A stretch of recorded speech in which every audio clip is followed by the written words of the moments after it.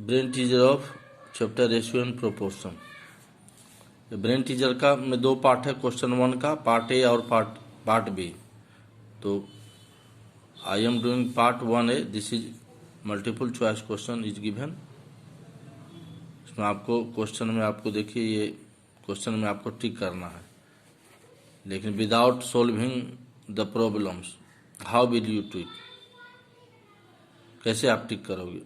Answer देख करके नहीं ना।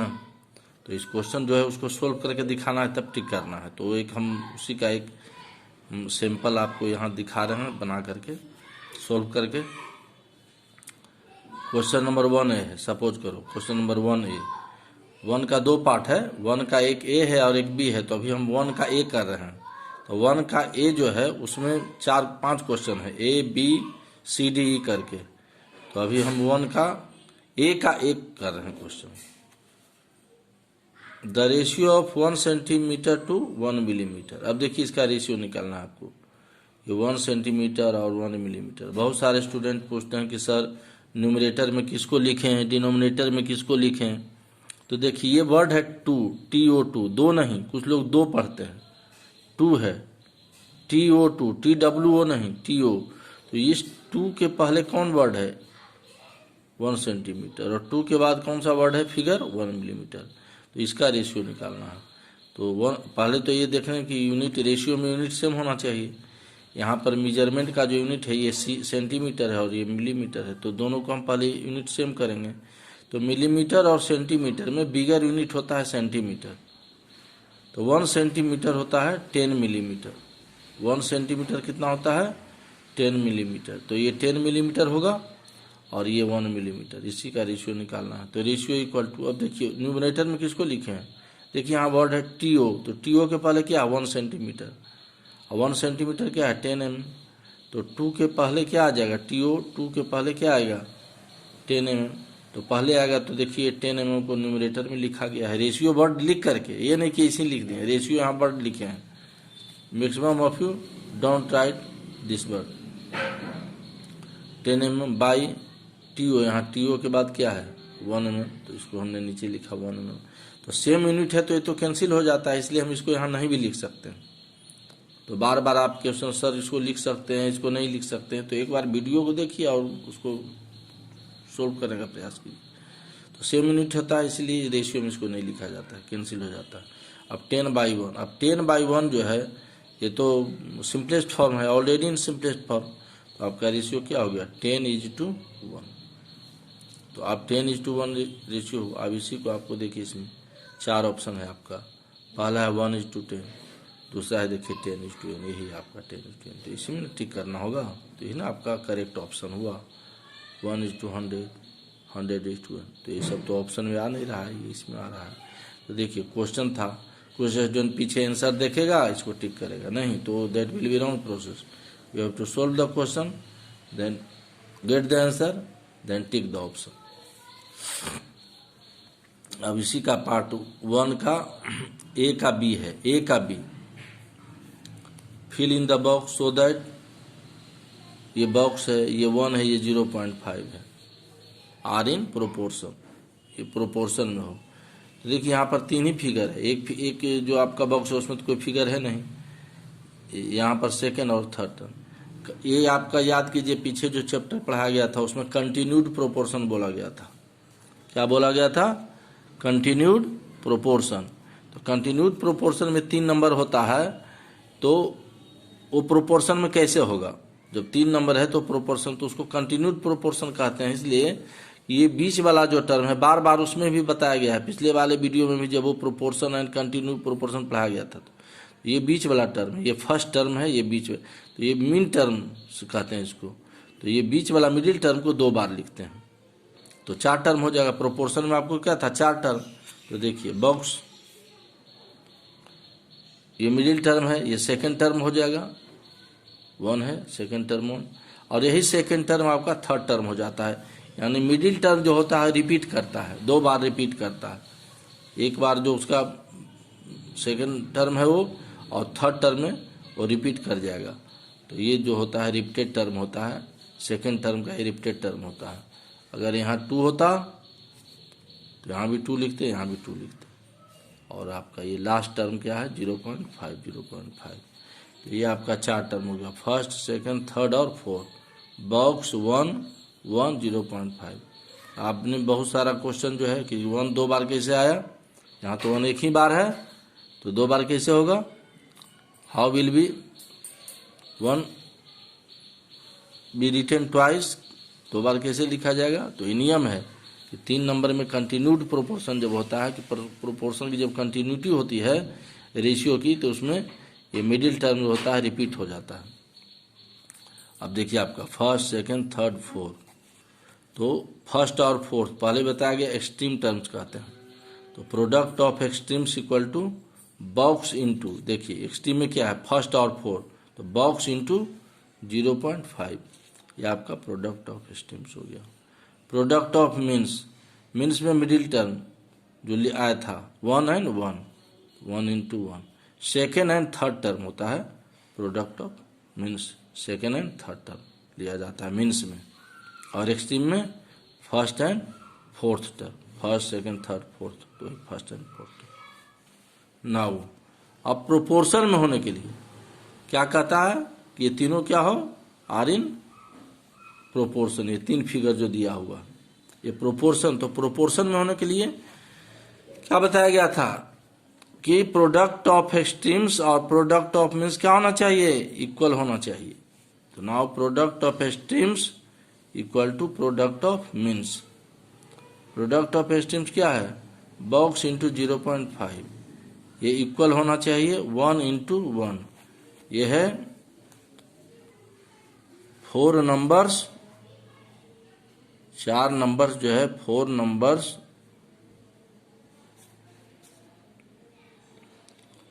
टू बी इन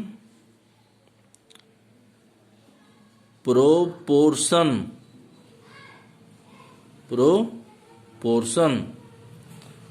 तो आपका 4 नंबर को प्रोपोर्शन में होने के लिए, ये 4 नंबर है 1 2 3 4, 3 से 4 में कन्वर्ट किए यहाँ पर। तो 4 numbers to be in proportion, ये product of extremes equal to product of means, ये आपका फॉर्मूला है प्रोपोर्शन होने के लिए। इसको ध्यान में रखना, पीछे बताया गया है इन लास्ट वीडियोज।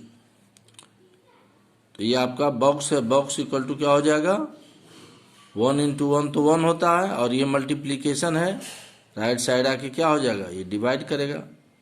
ये आपका इक्वल टू के पहले ये लेफ्ट साइड है, ये राइट साइड है, तो लेफ्ट वाला टर्म राइट साइड आता है। अगर मल्टीप्लाई है लेफ्ट साइड तो राइट साइड क्या हो जाएगा, डिवीजन हो जाएगा। तो बॉक्स इक्वल टू, अब ये डेसिमल यहाँ से हटाएंगे तो ऊपर क्या बढ़ जाएगा 10, तो 10/5 2, तो बॉक्स इक्वल टू 2। तो 2 must be filled in the box, कहता है कि fill in the box so that, box में क्या भरना है 2, यहाँ 2 आ रहा है तो 2 मस्ट। ये नंबर क्या हो जाएगा आपको 2 1 0.5, प्रोपोर्शन में हो जाएगा 2 1 0.5। तो इसका जो है 1 का ए और बी बता दिया गया, और सी डी नेक्स्ट जो और क्वेश्चन है उसको आप ट्राई करेंगे।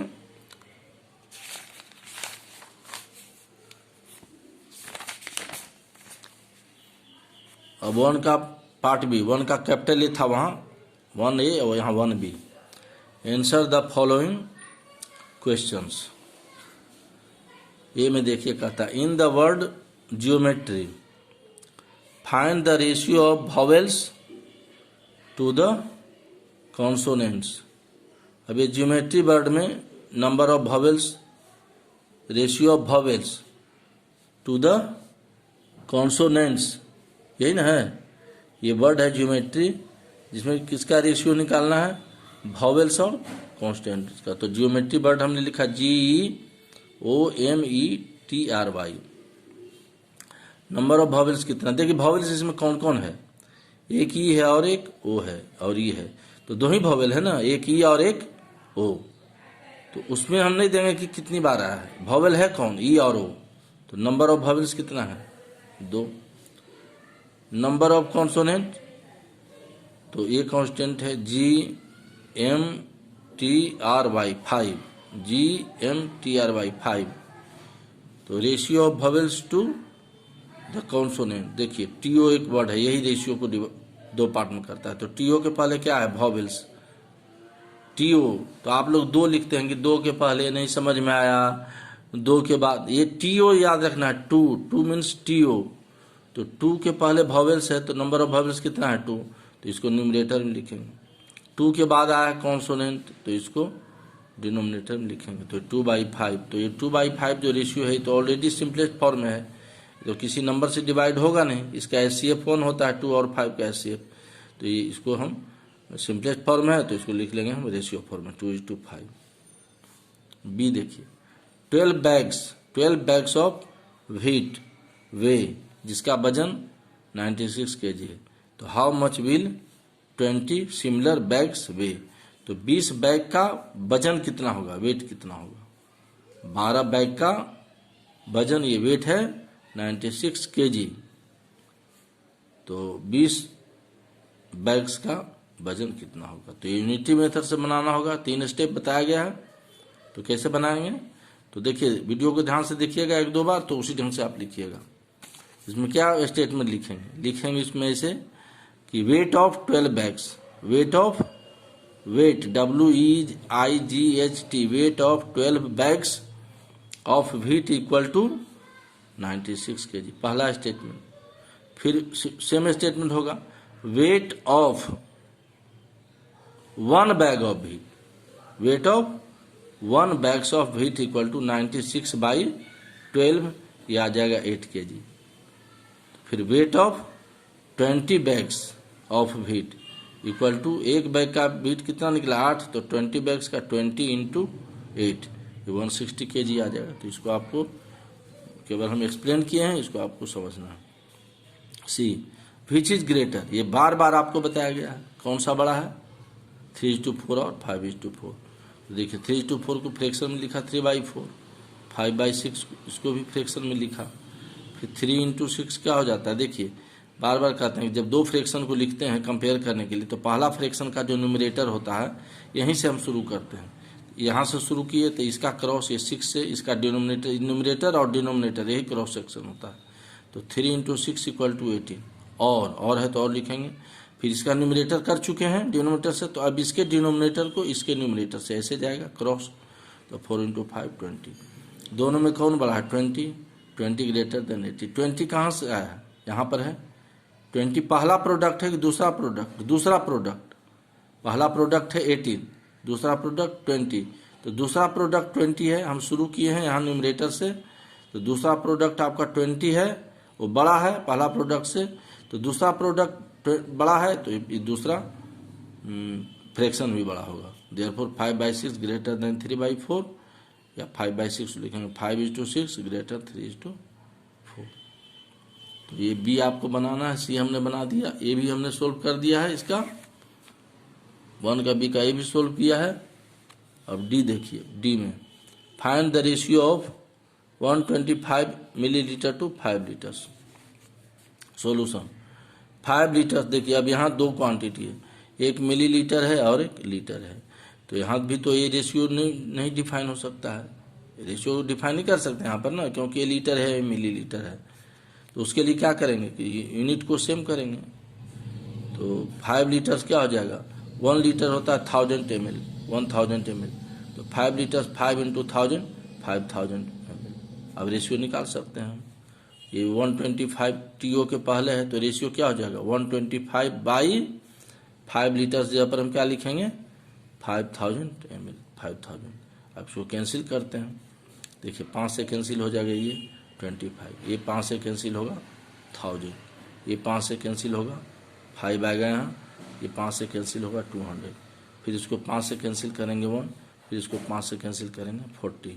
अब ये 1 और 40 सिंपलेस्ट फॉर्म में है, तो ये रेशियो हो गया 1/40 = 1:40। तो ये रेशियो जो हो गया ये 125 और 5 लीटर से 5000 ml का, 125 ml और 5000 ml का जो रेशियो हुआ वो हो गया 1:40। अभी में find the number in the boxes if, अब देखिए ये साइन प्रोपोर्शन का होता है, ये दो रेशियो जो होता है, इक्वलिटी ऑफ टू रेशियो को कहते हैं। एक रेशियो ये हो गया और एक रेशियो, दोनों रेशियो यहाँ पर प्रोपोर्शन में, मतलब दोनों रेशियो इक्वल है। तो 4 numbers to be in proportion, ये 4 नंबर है।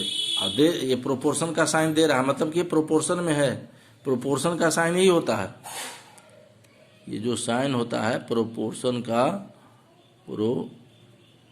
का जो साइन होता है यही इस टाइप से। देखिए 2 रेशियो लिखते हैं एकदम अगल बगल में, इसको कहते हैं प्रोपोर्शन का साइन। ये प्रोपोर्शन का सिंबल है, आपको सिंबल है, ये प्रोपोर्शन का सिंबल है। तो 4 numbers to be in proportion. अब इसके पहले बताया गया बार बार कि प्रोपोर्शन में अगर 4 नंबर हो तो प्रोडक्ट ऑफ एक्सट्रीम्स और इक्वल होता है प्रोडक्ट ऑफ मीन्स के। अब ये एक्सट्रीम में कौन आता है, फर्स्ट सेकंड थर्ड फोर, और प्रोपोर्शन में है, ये प्रोपोर्शन में है, ऑलरेडी दिया हुआ है। इसका मतलब कि प्रोडक्ट ऑफ एक्सट्रीम्स और प्रोडक्ट ऑफ मीन्स इक्वल होगा। तो प्रोडक्ट ऑफ एक्सट्रीम क्या लिखेंगे, box into 11, box into 11 equal two means क्या है, सेकेंड और थर्ड टर्म मीन्स होता है। तो प्रोडक्ट ऑफ मीन्स क्या हो जाएगा 6 इंटू 55। तो यहाँ बॉक्स इक्वल टू क्या हो जाएगा 6 इंटू 55/11। इसको सोल्व कर लेंगे, बॉक्स में क्या भरा जाएगा वो वैल्यू आपको यहाँ निकल जाएगा। तो ये कहता है find the number in the box. तो जो नंबर आएगा लास्ट में लिख देंगे कि शायद आएगा इसमें, आपको लगता है कि 30, तो 30 must be filled in the box. इस टाइप से आपको ये बनाना है। इसमें तो आपको मात्र एक ही है होमवर्क दिया गया है, ये वाला बी वाला, और तो सब इसमें बना ही दिए हैं। अब question number 10, the sides of 2 squares are in the ratio 5:7। अब 2 साइड स्क्वायर्स है, 2 स्क्वायर्स है आपके पास, 2 स्क्वायर्स है इस टाइप का, ये 2 स्क्वायर है, मैंने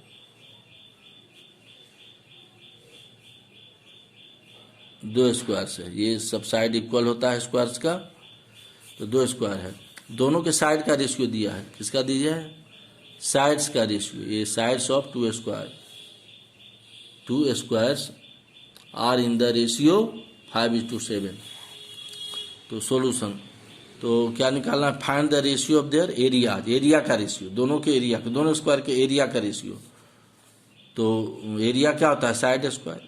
तो let side of first square, अब 5:7 है, तो let side of first square 5x, तो साइड ऑफ सेकंड स्क्वायर क्या हो जाएगा 7x। 5:7 है ना रेशियो, रेशियो कैसे निकालते हैं, कॉमन टर्म को निकाल देते हैं, कॉमन फैक्टर को। तो कॉमन फैक्टर सपोज x है तो x लगा देंगे, दोनों में मल्टीप्लाई कर देंगे तो आपका साइड हो जाएगा। तो let side of first square 5x, तो side of second square 7x। Area of first square, तो एरिया क्या होता है, स्क्वायर का एरिया क्या होता है, what is area, side square. और साइड क्या है, फर्स्ट स्क्वायर का साइड क्या है 5x। Area of first square, side 5x है तो 5x का होल स्क्वायर। तो 5 का स्क्वायर क्या होता है, 5 × 5 25, और x का स्क्वायर x स्क्वायर लिखेंगे, क्योंकि तो 2 जो पावर 2 है ये तो 5x पर है ना, x पर भी और 5 पर भी।